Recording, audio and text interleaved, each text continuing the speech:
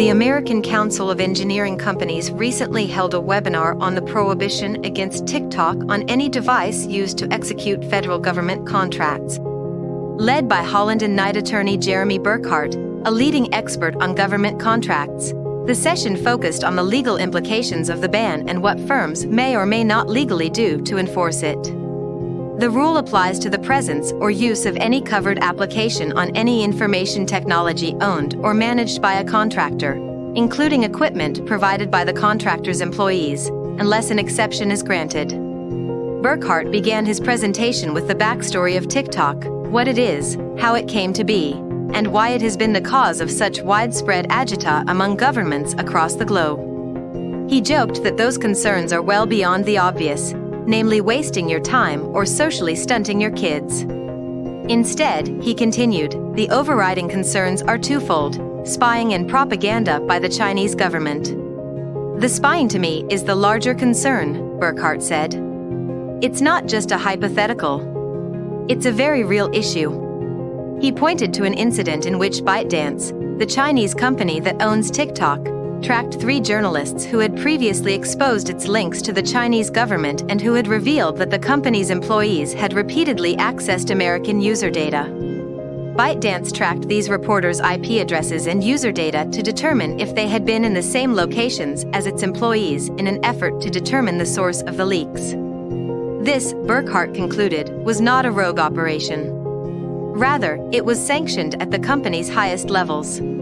ByteDance is currently under investigation by both the FBI and the DOJ. In December 2022, Congress passed, and President Biden signed, the No TikTok on Government Devices Act, which prohibits the use of the app on government devices. The law passed unanimously, with broad support on both sides of the aisle, a notable moment of agreement in deeply polarized Washington.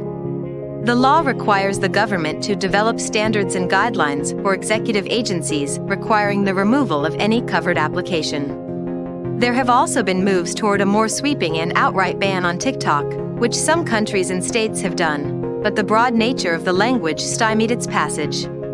Momentum for such an outright ban has now slowed, and it's unclear whether any legislation addressing TikTok will pass Congress, which leaves unsettled questions for firms with government contracts on how to enforce the ban, particularly on the personal devices of employees.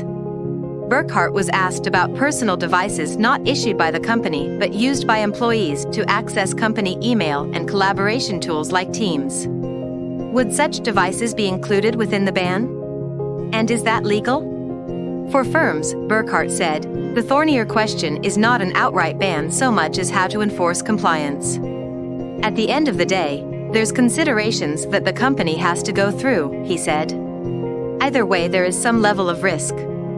Firms have to weigh all those risks. And in weighing those risks, it's important that firms also take into account things like their own corporate culture and demographics. What size is your workforce, and are employees of a demographic that will even care about not using TikTok? How much does the company prioritize employee expression and separation of work and personal lives? And, if a company does opt against banning its employees from TikTok, is the company prepared for the potential fallout if there is a move for more expansive enforcement?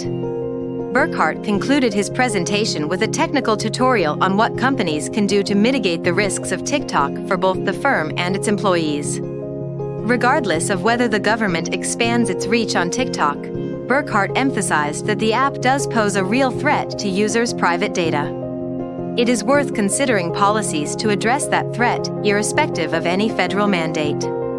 This webinar, and all ACEC education sessions, is available on demand and includes professional development hours to all who successfully complete the course requirements.